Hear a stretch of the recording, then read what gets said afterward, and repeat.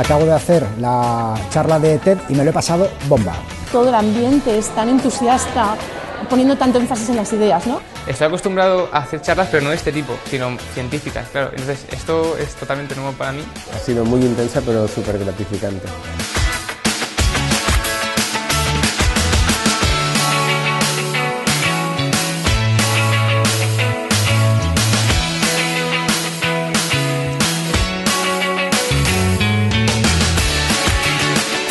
Quería transmitir con mi charla, quería transmitir que hay soluciones muy sencillas en los hábitos de cada uno de nosotros que pueden hacer cambios muy grandes. Y he hecho un ejercicio en el cual he intentado que la gente imaginara cómo sería comer de manera consciente. Y consiste en un tren que puede alcanzar velocidades de hasta 1000 km por hora y con energías verdes. Lo más bonito de todo es que está siendo desarrollado por estudiantes de todo el mundo.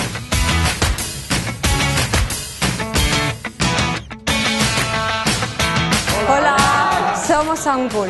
Nada, hemos venido a presentar Soundcool, que es un sistema de educación musical gratuito e innovador con dispositivos móviles. Estat en catàstrofes naturals, con catàstrofes humanes, com la de la guerra de Síria, explicar lo que yo vais viure allí en Grecia a través de la mirada de la gente. Yo soy alguien, tú eres alguien y todos juntos somos la gente, todos podemos hacer algo al respecto. Que la gente se vaya de aquí con una concepción un poco más positiva de las bacterias, porque todo el mundo les tiene un poco de miedo, ¿no? Una concepción negativa, y el ver que hay muchas bacterias buenas.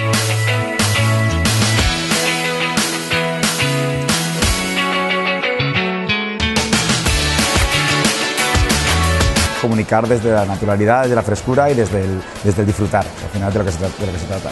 Todos tenemos emociones, tenemos un neandertal interior que forma parte de nosotros, que es la base de los impulsos como la ira, la ansiedad o el miedo. Como a veces el neandertal intenta ganar, pero hay estrategias para al menos aceptarlo, pero que no nos pueda, que dominemos nosotros, ¿no? Un nuevo método para cuidar nuestra salud, en la cual vamos a ser todavía mucho más responsables nosotros mismos y no solo los médicos. Programar la vida, programar células para hacer lo que nosotros queramos con ellas.